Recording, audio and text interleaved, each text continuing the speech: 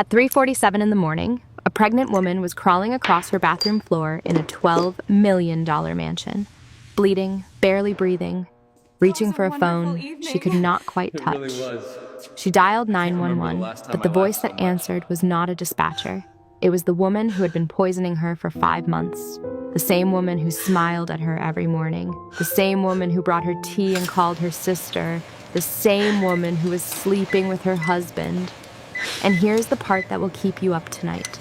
The husband knew. I can state He with knew about the absolute affair. certainty He knew that about the the defendant tea. was And when his fully pregnant aware of wife the showed him risks video involved evidence before of the proceeding. poison being poured into her cup, do you know what he said? He said, "There has to be an explanation." 47 seconds. That is how long their baby did not breathe after the emergency delivery. 47 seconds of silence where a cry should have been. And when the truth finally came out, it was worse than anyone imagined. Because the mistress was not acting alone. She was sent. She was paid. And she had done this before. This is the story of Caroline Whitfield, a woman who was betrayed by everyone she trusted, poisoned in her own home, and nearly lost everything: her baby, her marriage, her life.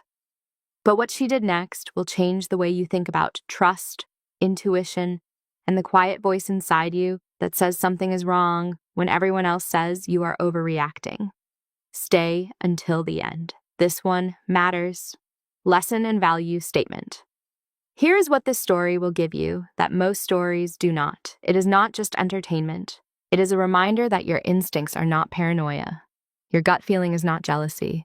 And the most dangerous thing you can do is stay polite while someone is slowly destroying your life. If one woman hears this story today and finally trusts herself enough to ask the hard question, to check the tea, to stop making excuses for someone who does not deserve them, then this story did what it was meant to do. If this story hit you somewhere deep, if it made you think about someone you know or something you have been ignoring, do me a small favor. Hit that like button, not for the algorithm, for the next woman who needs to hear this but has not found it yet. Every like, every share, every comment pushes this story into the feed of someone who might be living it right now and does not know it yet. Subscribe and turn on notifications so you never miss a story like this. And drop a comment. Tell me, have you ever had a gut feeling that everyone told you was nothing but turned out to be everything? I read every single one. Caroline Whitfield was crawling across the bathroom floor at 3:47 in the morning, 8 months pregnant, with blood on her hands and a telephone just beyond her reach. The marble tile was cold against her knees. Her silk nightgown was soaked through with sweat, and the cramping in her abdomen felt like someone had reached inside her body and was twisting everything they could find. She stretched her fingers toward the phone on the vanity counter, knocking over a bottle of perfume that shattered against the floor, filling the air with jasmine and broken glass. She finally grabbed the phone and dialed 911. The screen blurred through her tears as she pressed it to her ear, waiting for the dispatcher, praying for help. But the voice that answered was not a dispatcher. "Oh, Carrie," the voice said, smooth and calm and almost amused. "You really should have just stayed in bed." It was Megan. Carrie dropped the phone. The screen cracked against the marble, and as another wave of agony ripped through her pregnant body, she understood with perfect, terrible clarity that the woman she had trusted with her home, her family, and her health had been trying to kill her all along. 6 months earlier, Caroline Whitfield believed she was the luckiest woman in Greenwich, Connecticut. She was standing in the nursery of their 12,000-square-foot colonial mansion, holding paint swatches against the wall and talking on speakerphone with her best friend, Lauren Beck, trying to decide between two shades of pale yellow. "Buttercream or French vanilla?" Carrie said, tilting the swatches toward the window. "James likes the buttercream, but I think it looks like the inside of a hospital cafeteria." "Go with your gut," Lauren said through the phone. "And I mean that literally. You are growing a human being inside your body. That gives you veto power over all paint decisions for the next 18 years. Carrie laughed. At 31 years old, 5 months pregnant with her first child, married to a man who adored her, living in a house that most people only saw in magazines, she had every reason to laugh. Life was good. Life was beautiful. Life was exactly what she had always wanted. "How was your date last night?" Carrie asked, switching subjects. Lauren groaned. "He showed up in cargo shorts, Carrie, cargo shorts, to a steakhouse with cloth napkins and a sommelier.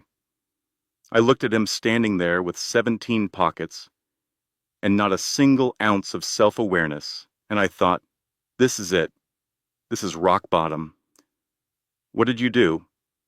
"I ordered the most expensive bottle of wine on the menu, excused myself to use the restroom, walked straight through the kitchen, out the back door, and got in an Uber. Left him with a $300 tab and a life lesson about appropriate dinner attire." Carrie was still laughing when she heard the front door open downstairs. James's footsteps on the hardwood, quick and excited. He appeared in the nursery doorway, holding a bouquet of peonies in one hand and a small silver frame in the other. "Close your eyes," he said, grinning. Carrie closed her eyes. She felt him place the frame in her hands. "Okay, look." It was the ultrasound photo from last week, beautifully framed in sterling silver with the words "Baby Girl Whitfield" engraved along the bottom. Their daughter, their Lily. "James, this is beautiful," Carrie whispered, running her thumb across the glass. "I cannot take credit. Megan had the idea. She found the engraver and picked it up this morning. She is incredible.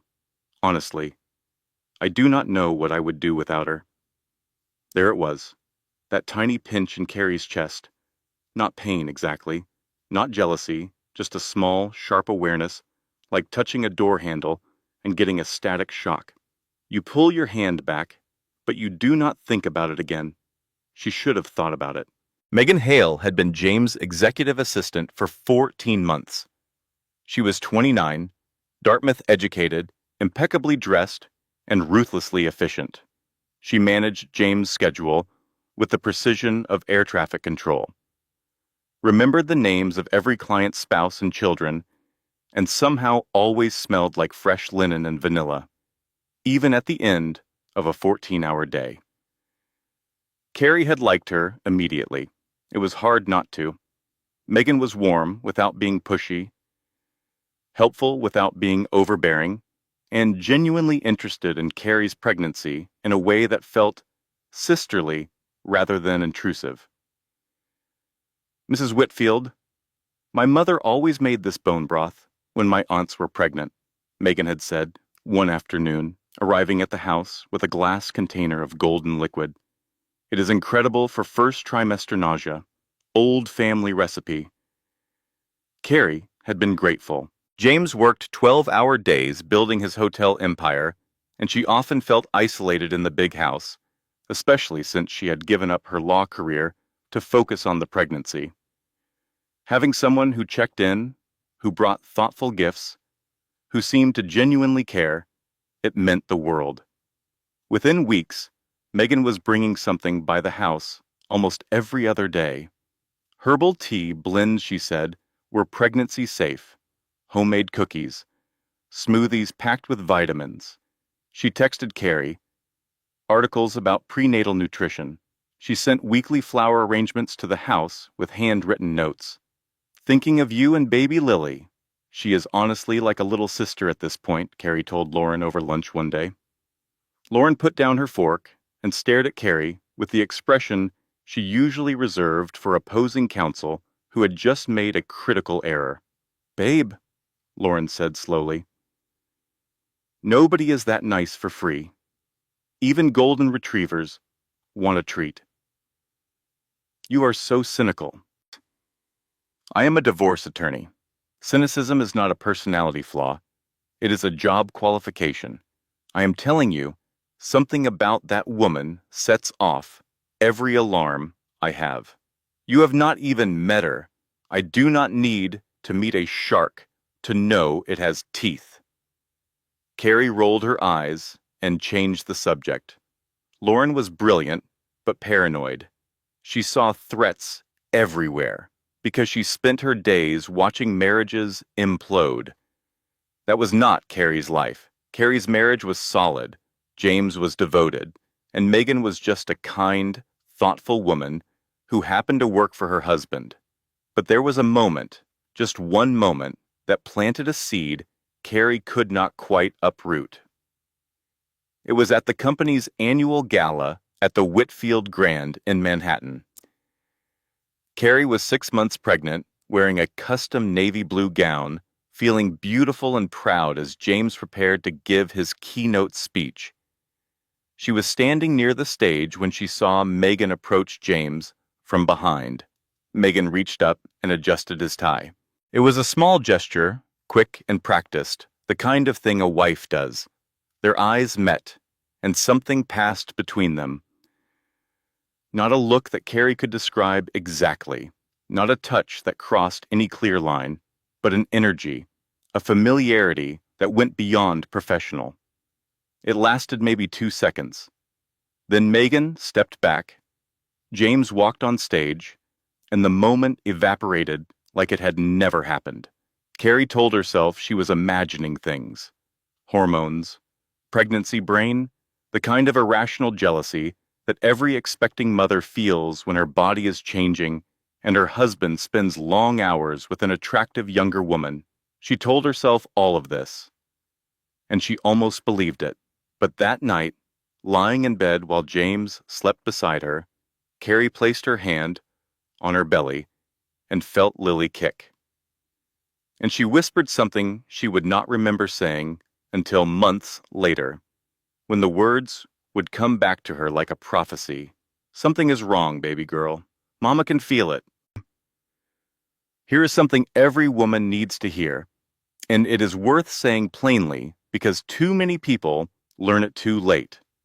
When someone inserts themselves into the most intimate moments of your marriage, that is not helpfulness. That is positioning.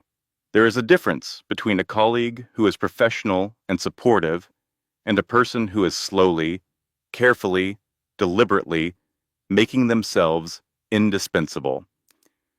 The first respects boundaries. The second is erasing them. And by the time you notice the difference, the boundaries are usually already gone. Carrie did not notice, not yet.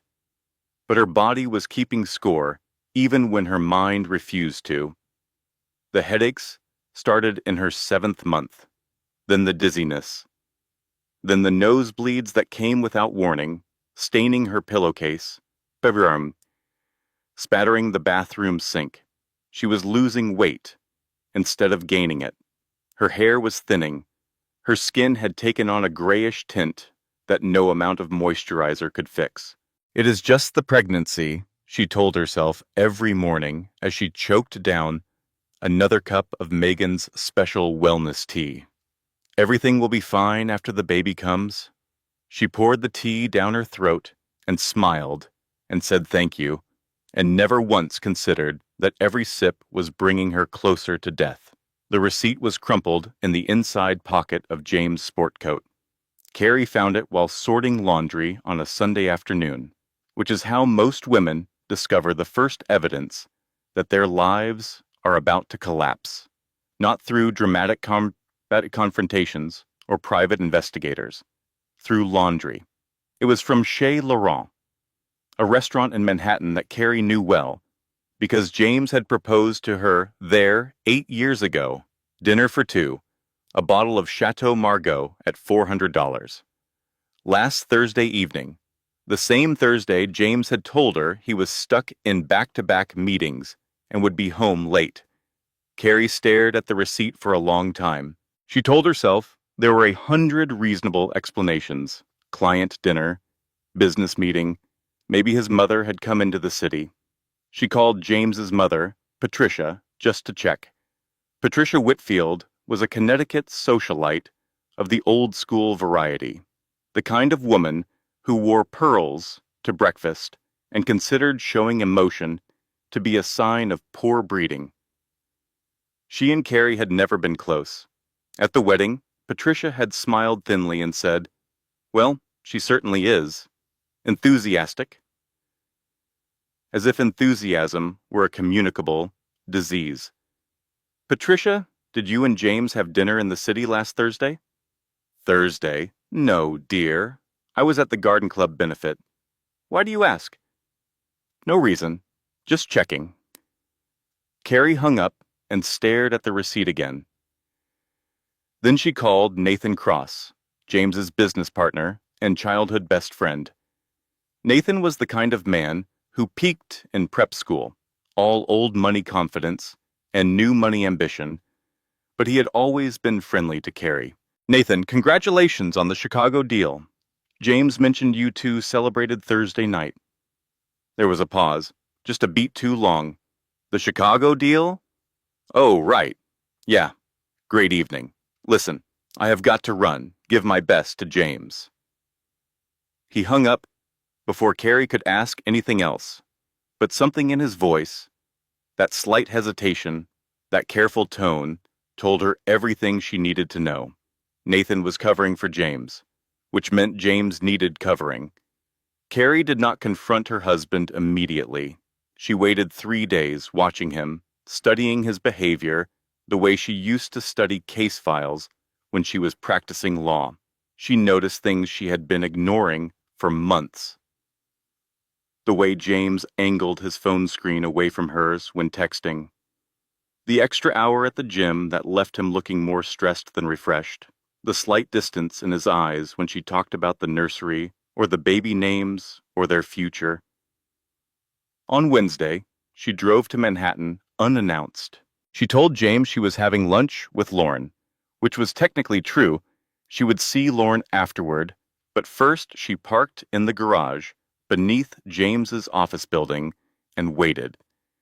She waited for 2 hours. She sat in her car, 7 months pregnant, watching the elevator doors through her windshield. She ate crackers to settle her stomach. She listened to a podcast about prenatal yoga. She told herself she was being ridiculous, that she would see James come out alone and feel foolish and drive to meet Lauren and laugh about her paranoia. At 4:17 in the afternoon, the elevator doors opened. James stepped out first. He was wearing the charcoal suit she had bought him for his birthday, the one that made his shoulders look broader and his waist look trimmer. He was laughing at something, his head tilted back, that full body laugh she had fallen in love with in college. Megan stepped out behind him. She was wearing a cream-colored dress that hugged every curve, her blonde hair loose around her shoulders, her hand resting on James's forearm with an ease that spoke of practice, of habit, of ownership. They walked to James's car together, still laughing. Megan leaned close and whispered something in his ear. James smiled and shook his head, but he did not move away. He did not remove her hand from his arm. He did not create even an inch of distance between them. Then he looked up and saw Carrie standing 20 feet away, her pregnant belly leading the way, her face expressionless because she had gone somewhere beyond expression, somewhere cold and quiet where emotions could not reach her. James's smile disappeared like someone had slapped it off his face. "Carrie, what are you doing here?" "Having lunch with Lauren," Carrie said, her voice perfectly steady. "What are you doing here?" "We just finished a site review for the new hotel in Midtown. Megan was showing me the contractor bids. It is work, Carrie." Megan released James's arm and took a smooth step backward, her expression shifting to professional concern. "Ms. Whitfield, it is so good to see you. How are you feeling? How is the baby?" Carrie looked at Megan, really looked at her, and for the first time, she saw past the warmth and the helpfulness and the sisterly concern. She saw calculation. She saw patience. She saw a woman who had been playing a very long game and was not remotely worried about being caught because she was absolutely certain she was winning. "There is lipstick on his collar," Carrie said quietly. She was not looking at Megan anymore. She was looking at her husband. "It is coral. I do not own anything in coral." James looked down at his shirt. His hand went to his collar instinctively, and in that gesture, In that automatic, guilty reach, Carrie had her answer. It must have transferred during the site visit, Megan said quickly. The contractor's wife was there, and she is a hugger. You know how some women are. I know exactly how some women are, Carrie said. She turned and walked to her car. She did not slam the door. She did not cry. She did not speed out of the parking garage. She drove calmly, carefully, with both hands on the wheel, because she was carrying a baby, and she would not let anything endanger her daughter. Not even this. That night, Carrie had the worst cramping of her pregnancy. She lay in the guest bedroom. She could not bring herself to sleep next to James, curled around her belly as waves of pain rolled through her. At midnight, she called Dr. Thomas Wyatt, the family physician who had known the Whitfields for decades. Your blood work shows some anomalies, Dr. Wyatt told her the next morning, frowning at his computer screen. Elevated liver enzymes, low platelet count, traces of something I cannot quite identify. It could be pregnancy-related, but I want to run more tests. What kind of anomalies? The kind I do not like to see. How is your diet? Any new supplements? New foods?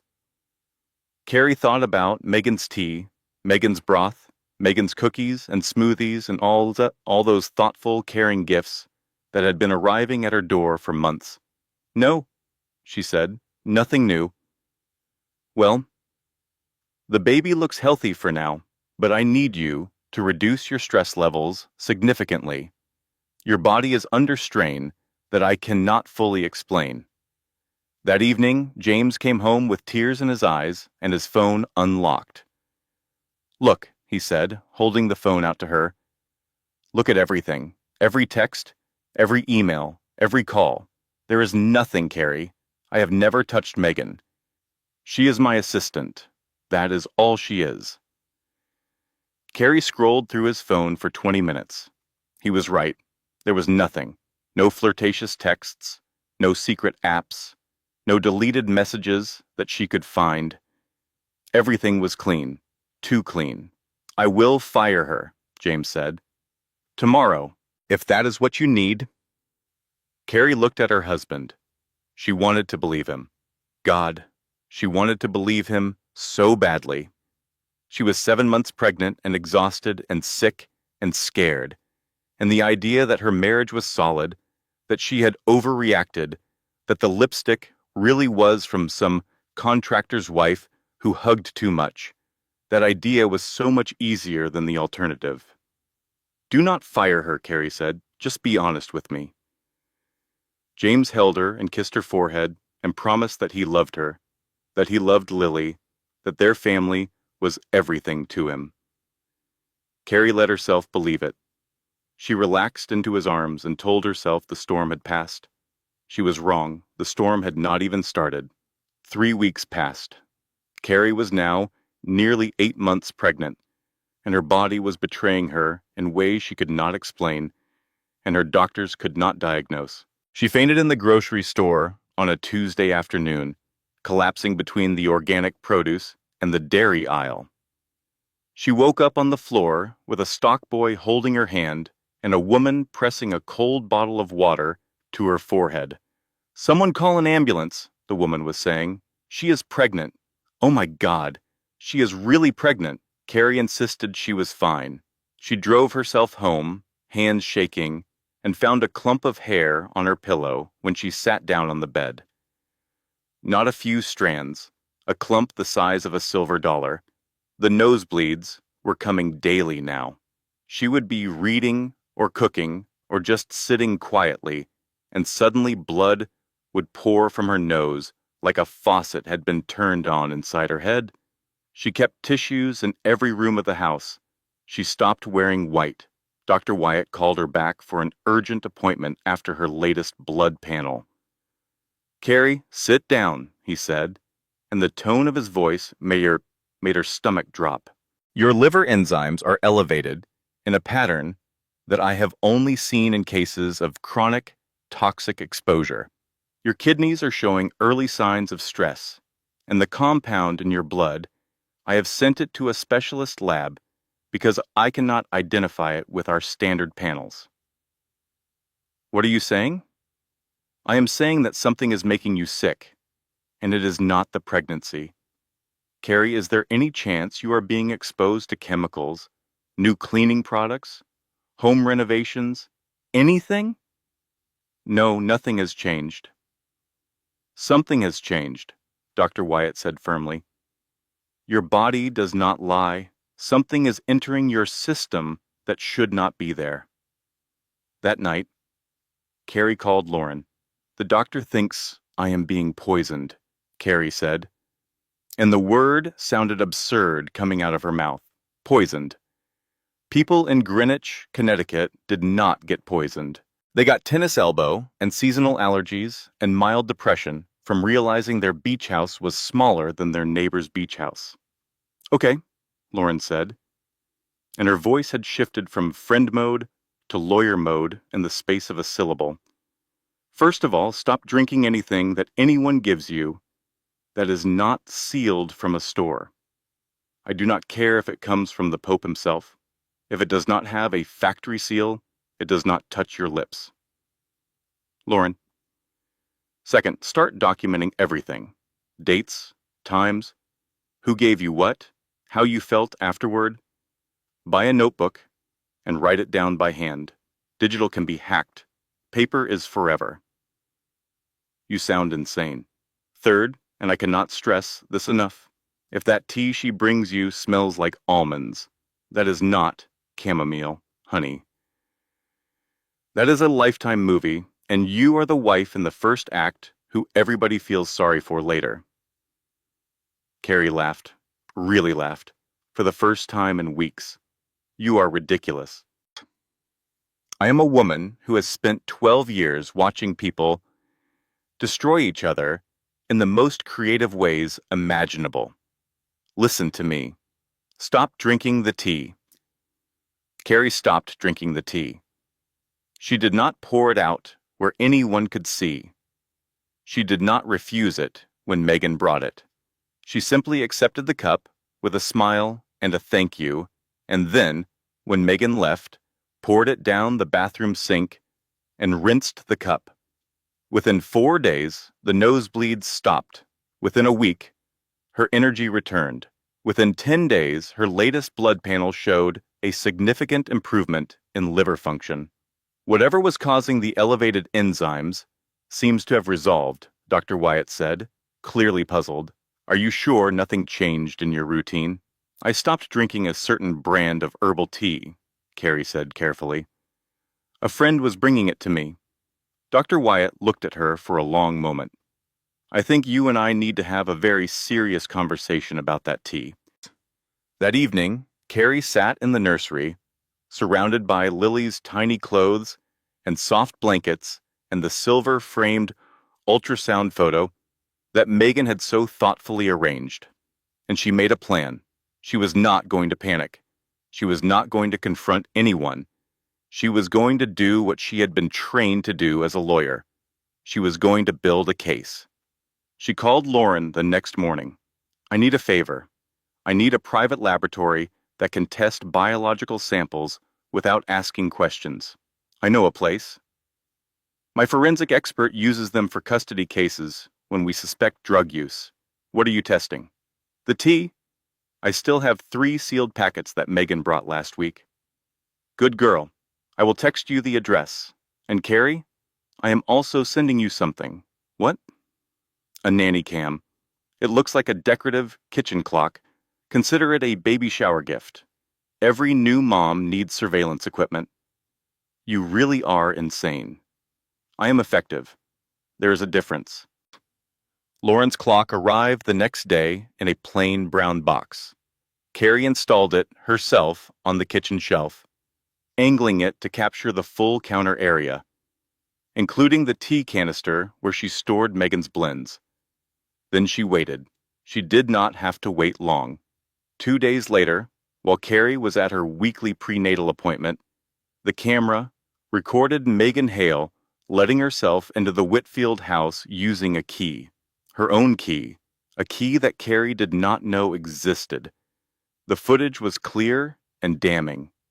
Megan walked directly to the kitchen without hesitating, without looking around, with the confidence of someone who had done this many times before. She opened the tea canister, pulled a small glass dropper bottle from her purse, and carefully added 6 drops of a clear liquid to the tea blend inside.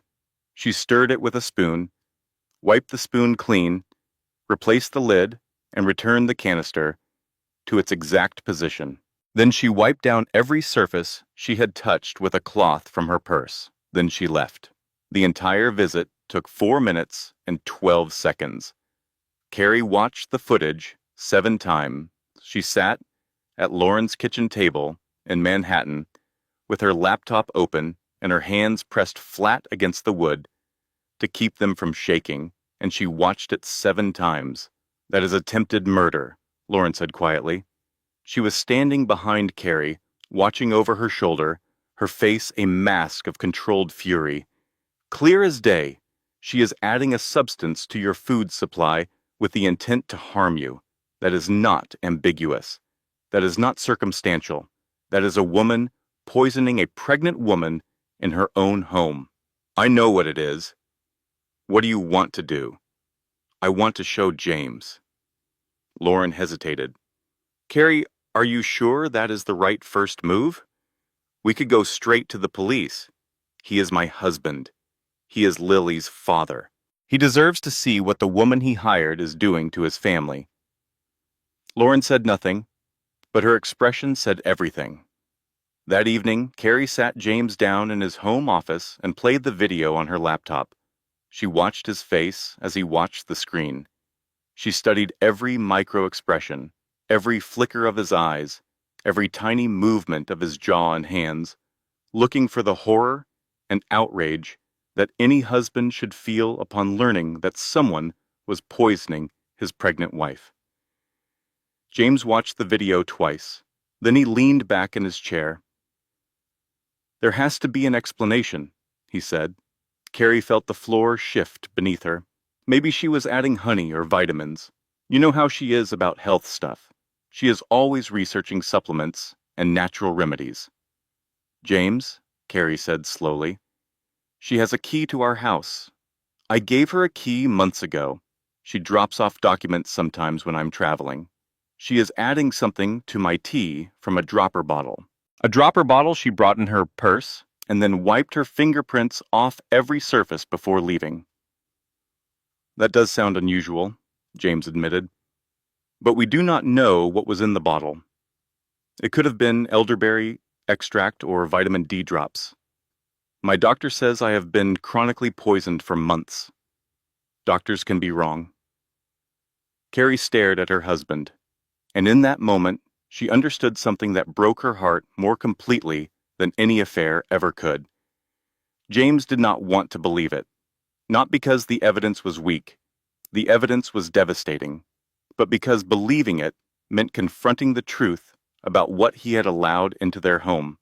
Believing it meant admitting that the woman he had hired, the woman he had trusted, the woman he had quite possibly been sleeping with, had been methodically trying to murder his wife and unborn child. And James Whitfield was not strong enough for that truth. "I will talk to her," James said. "Talk to her?"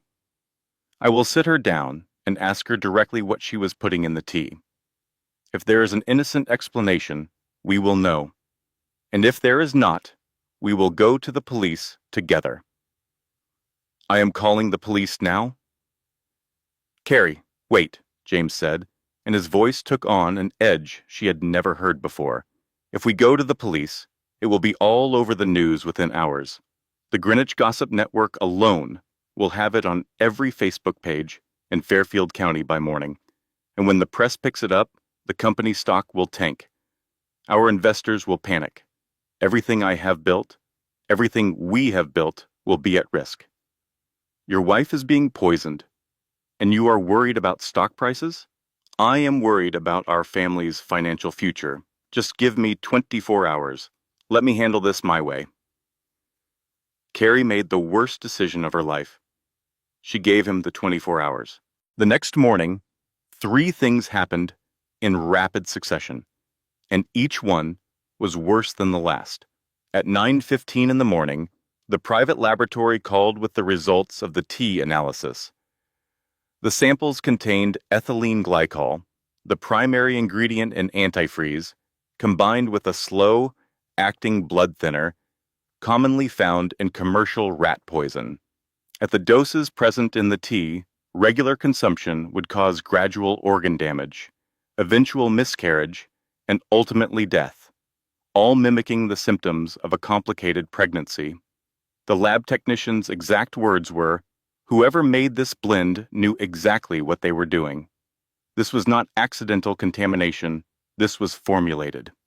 At 11:40 in the morning, while Carrie was still processing the lab results, her phone buzzed with an incoming email from an address she did not recognize. The subject line was empty. The email contained 12 photographs, James and Megan, in a hotel room. The images were intimate and unambiguous, time-stamped from 3 weeks ago. The same week, James had sworn on his mother's life that he had never touched Megan. The same week, Carrie had chosen to believe him. In one photo, Megan was wearing the coral lipstick that had stained James's collar. She was smiling directly at the camera, as if she knew exactly who would eventually see these pictures, and wanted to make sure they got a good look. Carrie sat on the edge of her bed, 8 months pregnant, holding her phone in one hand and the lab report in the other. And the world narrowed to a single suffocating truth. Her husband was sleeping with the woman who was killing her. And he had looked her in the eyes and told her she was imagining things. At 2:17 that afternoon, Carrie was standing in the nursery, running her hand over the crib rail, trying to think clearly through the fog of betrayal and rage and terror when the first contraction hit. It was not like the cramping before. This was a freight train. This was a demolition. This was her body surrendering to the poison that had been accumulating in her organs for months. The poison she thought she had escaped by stopping the tea, but which had already done its damage. Silently, irreversibly, while she was busy trying to save her marriage. She fell. Her knees hit the nursery floor, and she grabbed the crib for support and felt another contraction rip through her, and she knew with absolute certainty that something was catastrophically wrong. She managed to dial 911 from the nursery floor. Real 911 this time. A real dispatcher who sent a real ambulance that arrived in 11 minutes, which felt like 11 hours. The paramedics found her unconscious, her blood pressure dangerously low, her body temperature dropping. The baby's heart rate was decelerating. The lead paramedic radioed ahead to Greenwich Hospital with 2 words that told the emergency room everything they needed to know. Code Blue. Baby Lily Whitfield was delivered by emergency cesarean section at 26 weeks gestation, 14 weeks before her due date. She weighed 1 pound and 12 ounces. She was the size of James's hand. She was not breathing. The surgical team worked with the calm, focused urgency of people who fight death for a living. They cleared her airway. They administered surfactant to her underdeveloped lungs. They began manual resuscitation, pressing tiny rhythmic compressions against a chest the size of a tennis ball. 47 seconds passed. Most people cannot hold their breath for 47 seconds. Try it sometime. Sit in a chair and hold your breath and count. Feel the pressure build in your chest and the panic rise in your throat and the desperate animal need to breathe clawing at the inside of your ribs. That is 47 seconds. That is how long Lily Whitfield did not take a breath. And then she did. A small, wet, furious sound that filled the operating room and made every person in it exhale simultaneously. She was alive, barely, connected to more machines than seemed possible for something so small, but alive. Carrie did not wake up until the next day. She opened her eyes to white ceiling tiles and the rhythmic beeping of monitors and the strange, hollow feeling of her belly being empty when it should have been full. She knew before anyone told her. She could feel the absence like a missing limb. "Lily," she whispered. The face that appeared beside her bed was not James. It was not Lauren. It was Patricia Whitfield, her mother-in-law, the society queen who had never fully approved of her son's choice of bride. Patricia was sitting in a plastic hospital chair, still wearing yesterday's clothes, her usually perfect hair uncombed, her eyes red and swollen. "Lily is alive," Patricia said immediately, reading the terror on Carrie's face. "She is in the NICU. She is fighting." Carrie closed her eyes. Tears leaked down her temples into her hair. "There is brain damage risk," Patricia continued, and her voice broke on the word risk. "The doctors are not sure yet. The poison, the early delivery, the oxygen deprivation. They are monitoring her hour by hour." "Where is James?" Patricia was quiet for a moment. Then she reached out and took Carrie's hand, which was perhaps the most alarming thing that had happened yet, because Patricia Whitfield did not touch people voluntarily. "I know about Megan," Patricia said.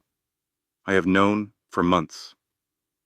James told me the affair was over, and I believed him because I wanted to, because it was easier to believe him than to confront the truth."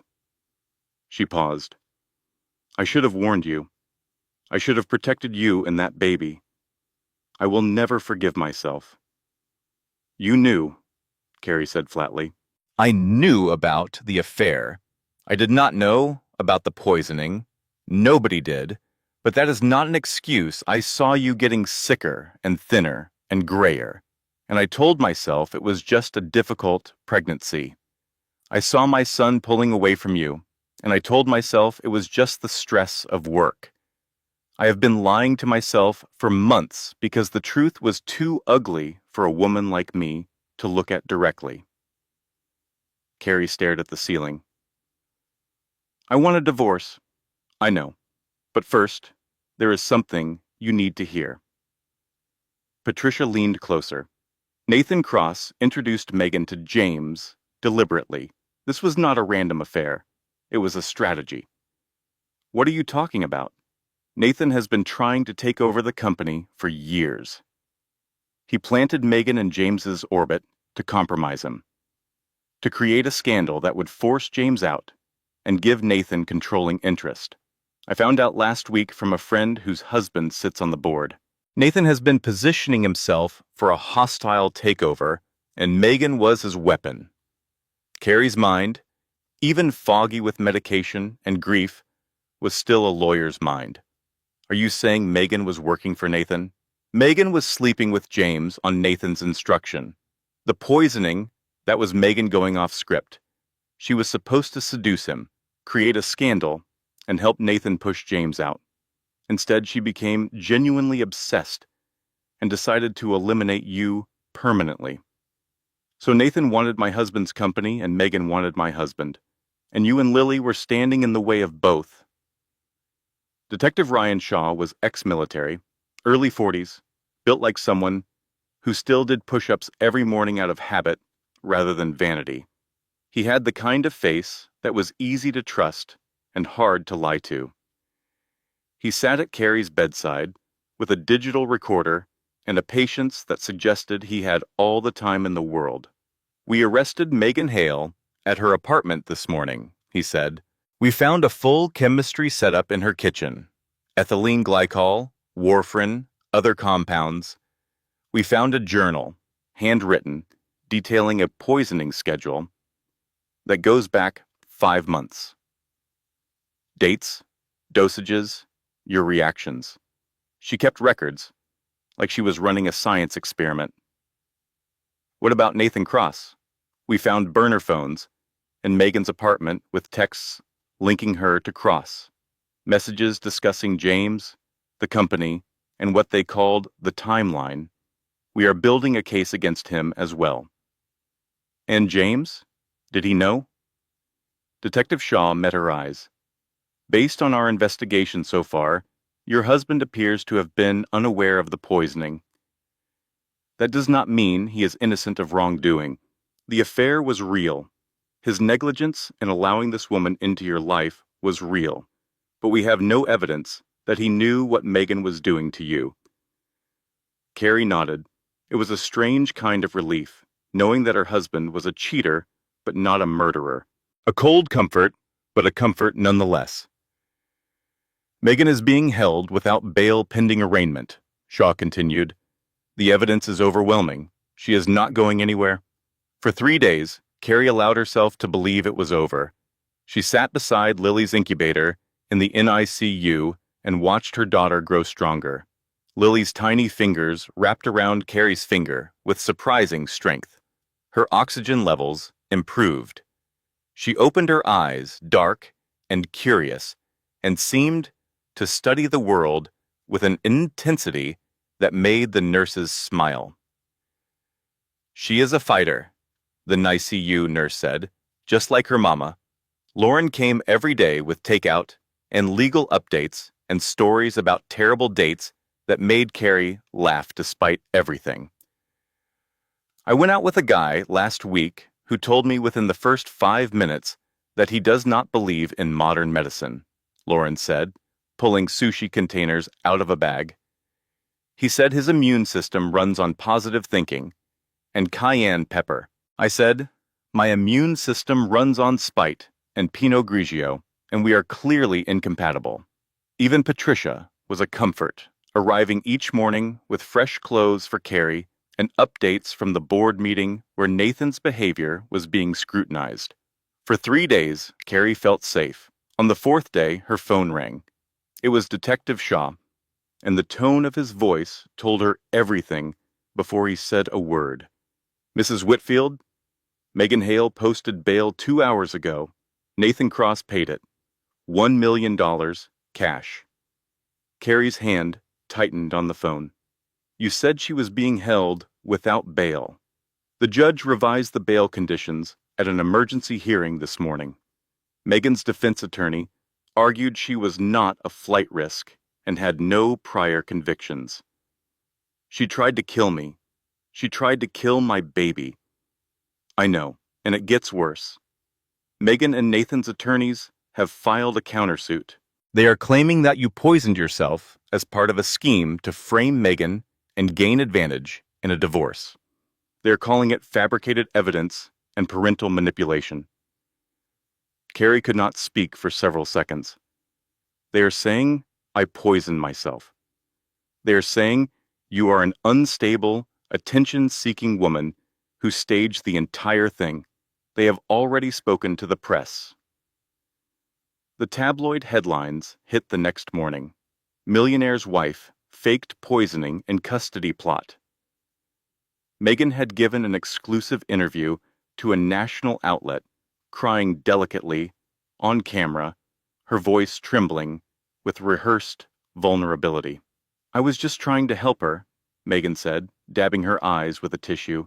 She was struggling with the pregnancy, and I brought her teas and healthy food because I cared about her. And now she is accusing me of this horrific crime because she found out about the affair and wants revenge. The interviewer leaned in with practiced sympathy. So you are saying the affair was real, but the poisoning was fabricated? James and I fell in love. It was wrong, and I take full responsibility for that. But I would never hurt anyone. I am not capable of that. Carrie watched the interview from Lily's bedside, Drassas, her daughter fighting for life 10 feet away, and read the comments section until Lauren physically took her phone away. Stop reading that garbage, Lauren said. They believe her. Look at the comments. They think I am making it up. Internet comments are written by people who eat cereal over the sink at 2 in the morning. Their opinions are not evidence. But Nathan's lawyers were not just relying on public opinion. They filed an emergency motion for a custody evaluation, claiming that Carrie's mental instability and history of self-harm via poisoning made her an unfit mother. They wanted to take Lily. Carrie read the motion in her hospital bed, her hands shaking so badly the pages rattled like leaves in a storm. "They want my baby," she whispered. "Lauren, they are trying to take my baby." Lauren sat down beside her and took both of Carrie's hands. "Listen to me. They are not taking your baby. They are not taking anything. They threw the first punch. Now we hit back. And Carrie, when I hit back, people do not get up." "What do we do?" Lauren stood up and buttoned her blazer, which was her version of putting on armor. "We go to war." The next morning, Carrie reactivated her law license for the first time in 2 years. It felt like putting on a pair of shoes she had forgotten she owned, shoes that still fit perfectly and made her 3 inches taller.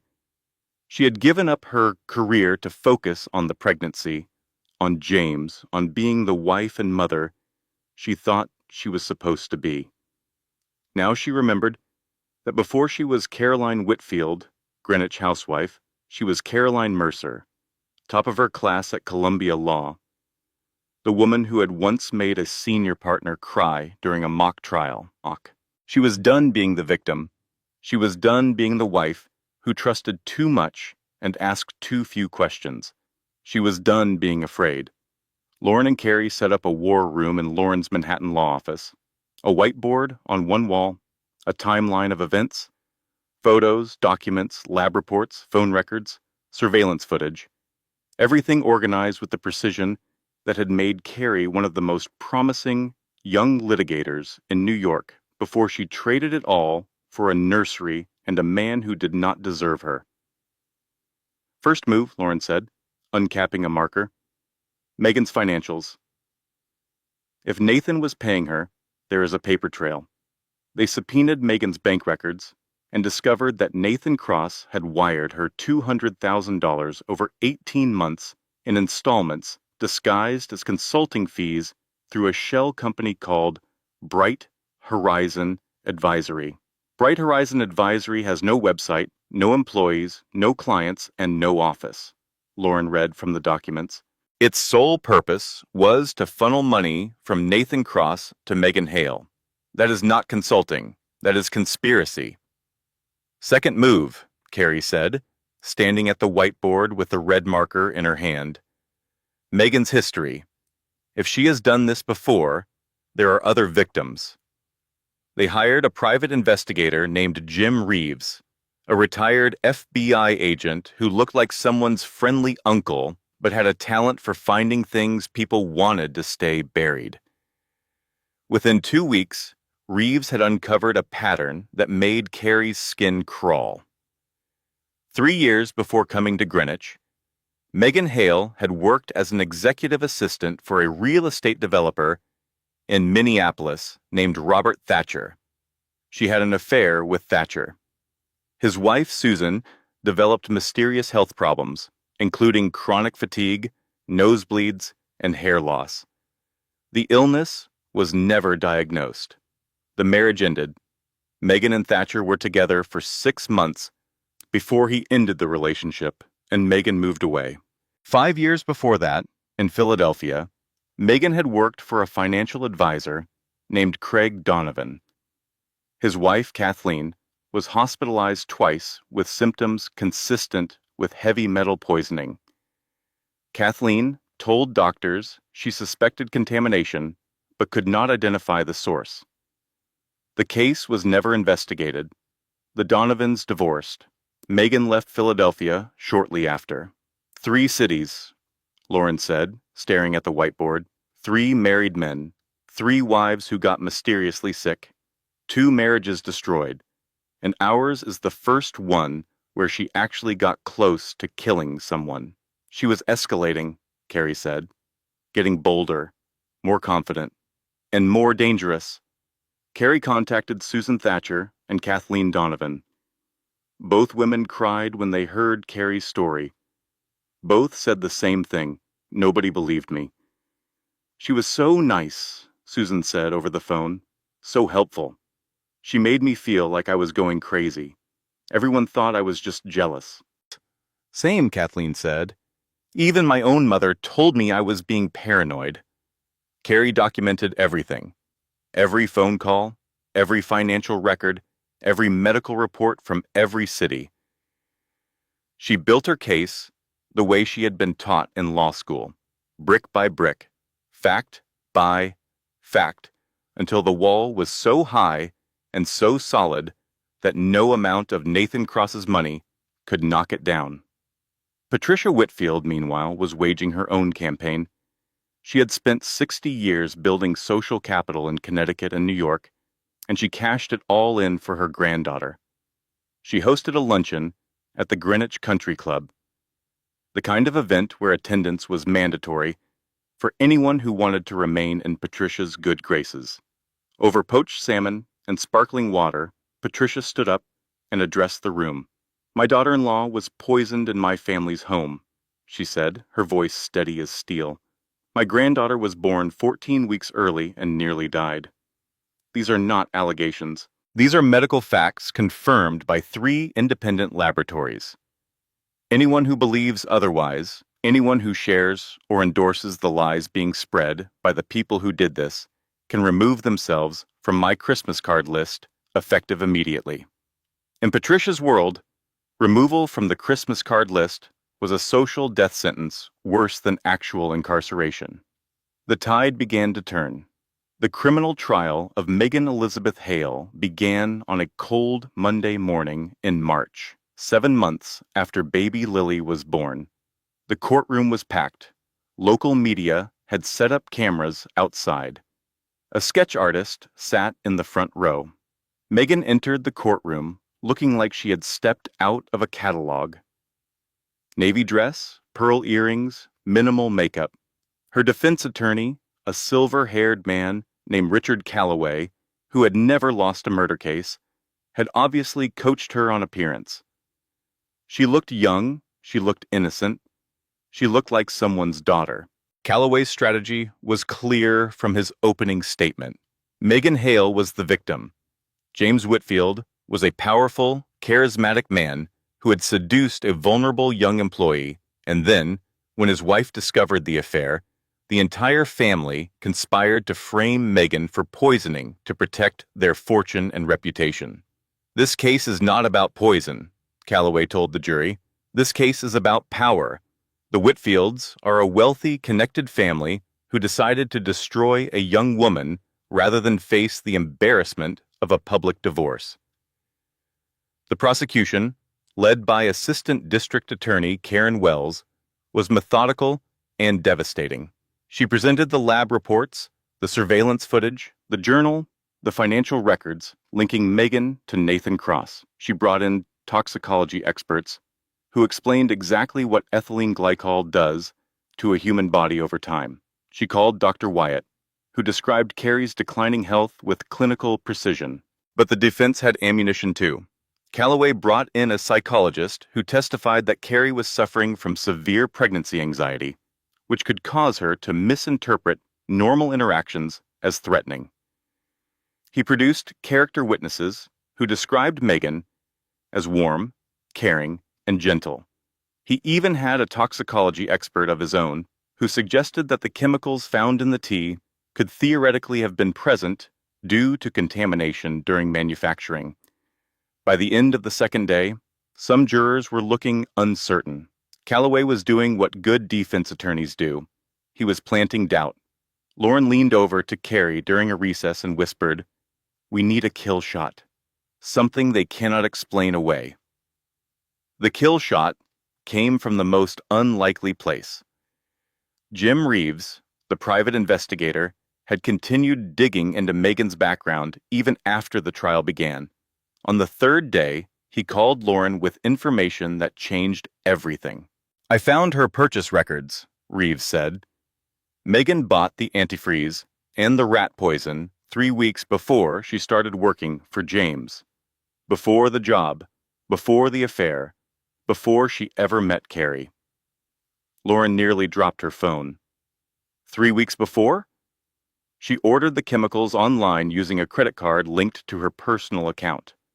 "I have the receipts, the shipping confirmations, and the delivery address.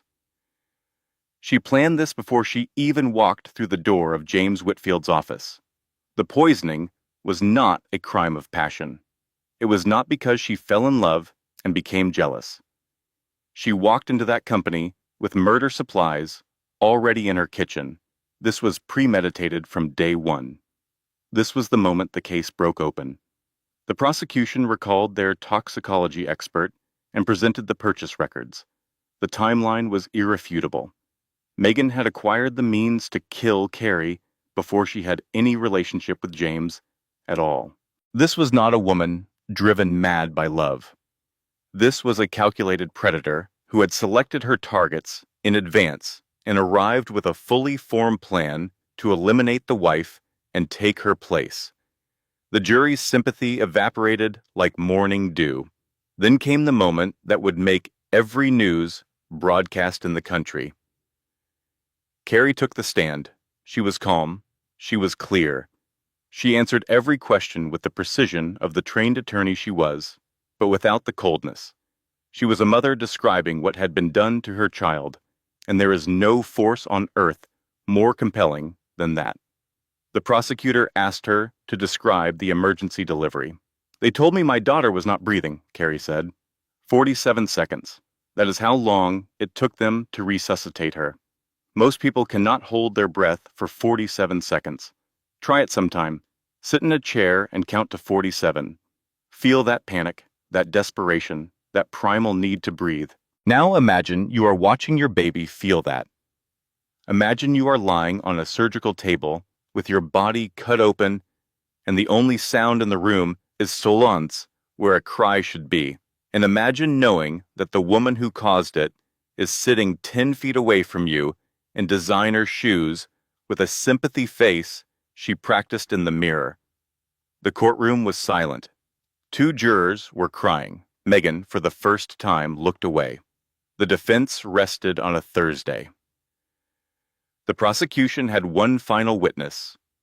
Nathan Cross walked into the courtroom in an orange jumpsuit, his hands shackled in front of him. He had cut a deal with federal prosecutors. Full testimony against Megan in exchange for a reduced sentence on his own charges of corporate fraud and conspiracy. Nathan's testimony confirmed everything Carrie and Lauren had uncovered. He had introduced Megan to James deliberately. He had funded her through the shell company. He had known about the affair and encouraged it, seeing it as leverage to force James out of the company. "I wanted his shares," Nathan said, his voice flat with resignation. Megan was supposed to create a scandal, not a crime scene. "When did you become aware that Ms. Hale was poisoning Caroline Whitfield?" the prosecutor asked. "I did not know until the arrest. Megan told me she was handling the wife situation, but I assumed she meant she was provoking a divorce. I did not ask for details. I did not want to know." "You paid this woman $200,000, and you did not ask what she was doing with it?" "I paid her to be close to James. What she did beyond that was her own initiative." "And after the arrest, when you posted her $1 million bail and helped her file a countersuit accusing Mrs. Whitfield of fabricating the poisoning?" Nathan shifted in his seat. "My lawyers advised me that if Megan went down, she would take me with her. Defending her was defending myself." "Even though you knew she had poisoned a pregnant woman?" "I told myself the evidence might not be as clear as it looked." "Mr. Cross, you told yourself a lot of things, but there is one more thing I need to ask you about. In your conversations with Megan Hale, did she ever discuss what she would do if her plan to be with James Whitfield did not work out?" Nathan's face changed. Something moved behind his eyes that looked very much like fear. "She said she had a backup plan. Can you describe this backup plan?" "She said if she could not have James, she would make sure nobody could. She said she was not the kind of woman who walks away with nothing." "Did you take this seriously?" "I thought she was being dramatic. Megan said a lot of things." "Mr. Cross, did you report this statement to anyone?" "No." Even after you learned she had been systematically poisoning a pregnant woman? Nathan said nothing. The silence was its own answer. Based on Nathan's testimony, police obtained a warrant to search Megan's storage unit across town, a rental she had never mentioned to anyone. Inside, they found a second journal. This one was different from the first. The first journal was clinical, organized, methodical, a poisoner's logbook. The second journal was something else entirely. It was a roadmap for murder. Not just Carrie's murder, James's murder too. In meticulous, flowing handwriting, Megan had detailed a plan to kill both James and Carrie if her original strategy failed. She would grieve publicly, play the devastated other woman, and use her connection to the Whitfield estate to gain control of assets through forged documents she had already begun preparing. The final entry in the journal was dated 2 days before her arrest. It read, "If I cannot have this family, I will burn it down and build my own from the ashes." The prosecution read this entry aloud in court. Megan sat perfectly still, her composure finally completely broken. Not because she was sad, not because she was ashamed, but because she had been caught. And for a woman who prided herself on being the smartest person in every room, being caught was the one thing she could not endure. The jury deliberated for less than 4 hours. Guilty on all counts. Attempted murder of Caroline Whitfield. Attempted murder of Lily Whitfield. Aggravated assault. Criminal poisoning. Conspiracy. The sentencing hearing was held the following week. Carrie sat in the front row of the gallery with Lauren on one side and Patricia on the other. Lily was at home with a nurse, healthy and growing and blissfully unaware that a courtroom full of people was deciding the fate of the woman who had tried to end her life before it began. The judge, a stern woman in her 60s named Judge Catherine Reynolds, addressed Megan directly. "Miss Hale, in my 32 years on the bench, I have seen many kinds of evil. Impulsive evil, desperate evil, evil born from rage or grief, or mental illness. Your evil is different. Your evil is patient. It plans, it smiles, it brings tea and cookies. It is the most dangerous kind of evil there is, because it looks exactly like kindness." Megan stared straight ahead, showing nothing. "This court sentences you to 35 years in state prison with no possibility of parole for 25 years. Nathan Cross, tried separately on federal charges, received 15 years for conspiracy, corporate fraud, and accessory to attempted murder." As Megan was led from the courtroom in handcuffs, she turned and looked at Carrie one final time. Her mouth opened as if to speak. Carrie held up her phone. On the screen was a photo of Lily, now 7 months old, round-cheeked and grinning, reaching for the camera with chubby hands. Carrie said nothing. She did not need to. The photo said everything. "I am alive. My daughter is alive.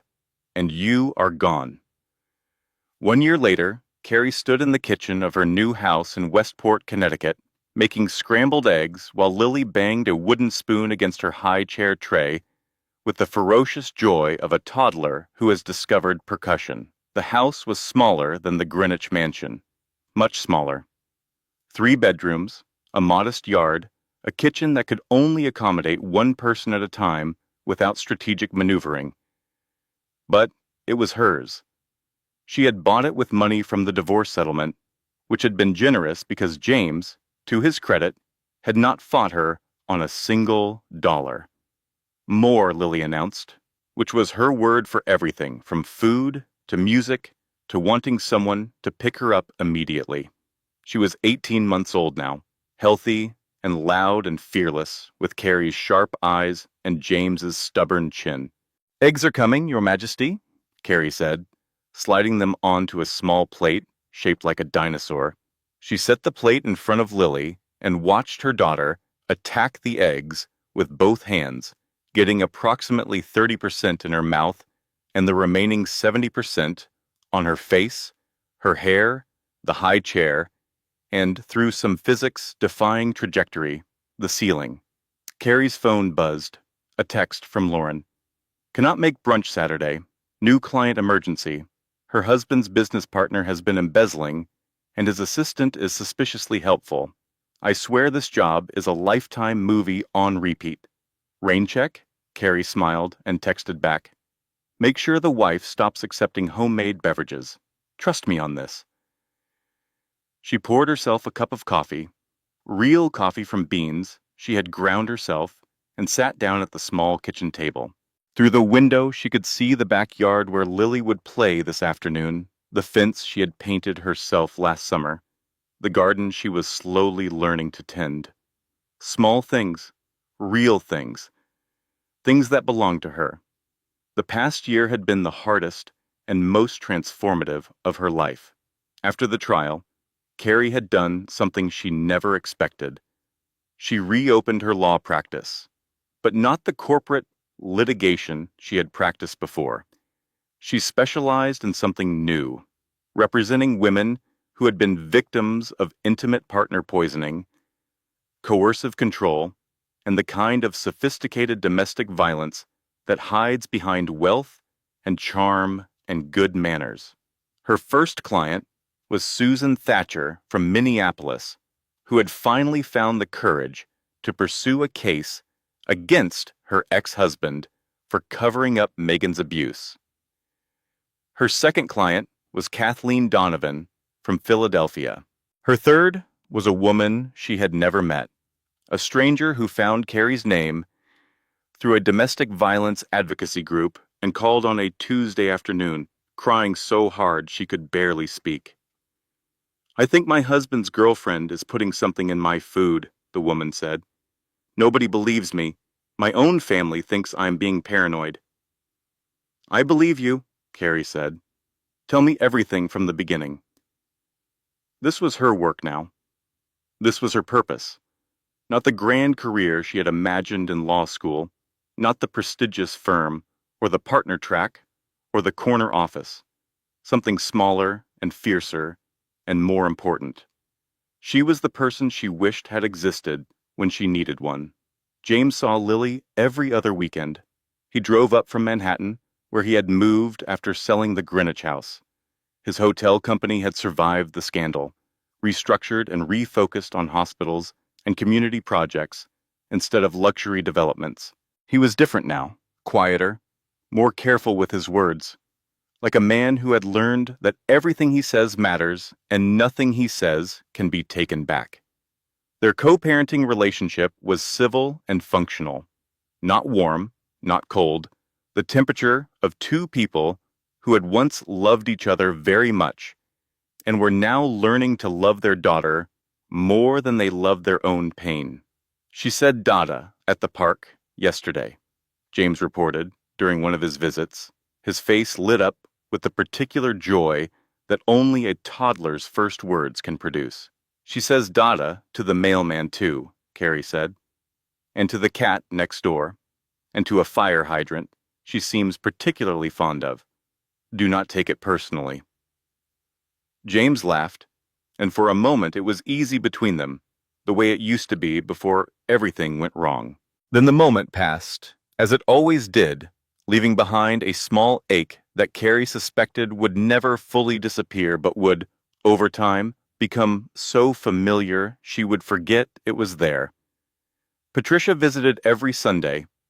She brought homemade pot roast that was aggressively seasoned and unsolicited parenting advice that was aggressively delivered, but she also brought a grandmother's love that was fierce and uncomplicated and exactly what Lily needed. That child needs a proper winter coat, Patricia said one Sunday, examining Lily's jacket with visible disapproval. This is polyester. Polyester. My granddaughter is not going to face a Connecticut winter in polyester. She is 18 months old, Patricia. She is going to face a Connecticut winter by eating snow and refusing to wear mittens. Then she will do it in cashmere. Lauren remained Carrie's closest friend and Lily's devoted godmother. She had not found a lasting romantic relationship, and she remained magnificently unbothered by this fact. Lily is the only person under 4 feet tall that I trust, Lauren said during one of their weekly dinners. And honestly, she is more emotionally mature than most men I have dated. She tells you exactly what she wants. She cries when she is upset, instead of pretending everything is fine, and she has never once shown up to a steakhouse in cargo shorts. Life was not perfect. Carrie still had nightmares sometimes, dreams where she was back on the bathroom floor, reaching for the phone, hearing Megan's voice. She still flinched when someone she did not know well offered her food or drink. She still had moments of rage, so intense they took her breath away. Rage at Megan, at Nathan, at James, at herself for trusting when she should have questioned. But she was also learning something important, something she wished she had known years ago. And here it is, plainly because it is worth saying. Your instincts are not paranoia. Your suspicion is not jealousy. When something feels wrong, it usually is. And the most dangerous lie you can tell yourself is that you are overreacting, because that lie keeps you polite while someone else is destroying your life. Trust yourself. Believe yourself. Your survival depends on it. It was a Tuesday evening in October when Carrie put Lily to bed and went downstairs to work on a client's case. The house was quiet, except for the sound of wind in the trees outside and the soft hum of the baby monitor on the desk. She was reviewing medical records, looking for the pattern she had learned to recognize. The pattern that doctors often missed because they were not looking for it, because the idea that someone would slowly, methodically poison the person they claimed to love was too terrible for most people to consider. Her phone rang. A new number. She almost did not answer, but something made her pick up. Ms. Whitfield? My name is Ellen Porter. I got your number from the National Domestic Violence Hotline. They said you handle cases like mine. What is happening, Ellen? My husband's coworker has been coming to our house for months. She brings food. She is so nice. Everyone loves her. But I have been getting sick, really sick, and nobody will listen to me. Carrie leaned back in her chair and looked at the photo on her desk. It was from Lily's first birthday party last month. Lily was covered in cake frosting, grinning with 4 teeth held between Carrie and Lauren, while Patricia looked on with an expression that was trying very hard to be dignified disapproval, but was clearly failing in the face of overwhelming grandmotherly pride. Ellen, I want you to listen to me very carefully, Carrie said. I believe you. I know exactly what you are going through because I survived it, and I am going to help you. But first, I need you to stop consuming anything this woman gives you. Today. Right now. People think I am crazy. You are not crazy. You are paying attention. There is a difference, and it might be the most important difference there is. Carrie pulled a fresh legal pad from her desk drawer and uncapped her pen. Now, tell me everything. Start from the beginning. Start from the first time something felt wrong and someone told you it was nothing. Ellen started talking, and Carrie started writing. Outside, the Connecticut evening was settling into darkness, quiet and ordinary and unremarkable. In her crib, upstairs, Lily slept peacefully, her tiny chest rising and falling in the steady rhythm of a child who is safe and warm and entirely unaware of how close she came to never taking a breath at all. 47 seconds. That is how long Lily did not breathe. That is how close Megan Hale came to winning. That is the margin between the life Carrie has now and no life at all. But 47 seconds is also how long it takes to decide that you are done being a victim. That you are done being polite when your gut is screaming. That you are done putting someone else's comfort ahead of your own survival. It took Carrie 47 seconds to lose everything. It took her a year to build something better from the wreckage. And it took her one phone call from a stranger to understand that the worst thing that ever happened to her had also given her the one thing no one could take away: purpose. Carrie Whitfield did not get the fairy tale ending. She got something better, a real one, built with her own hands from the ashes of someone else's cruelty. And every day, she uses it to make sure that when the next woman calls, when the next Ellen or Susan or Kathleen picks up the phone and says, "Nobody believes me," there is someone on the other end who says, "I do." Sweet dreams, Lily. Tomorrow is going to be a beautiful day. Closing disclaimer. This content was carefully researched, developed, and manually edited by our creative team to deliver meaningful storytelling with real-life lessons. Every character and event is fictional, but the emotions, the warnings, and the wisdom are very real. Thank you for listening, thank you for caring, and thank you for being the kind of person who stays until the end.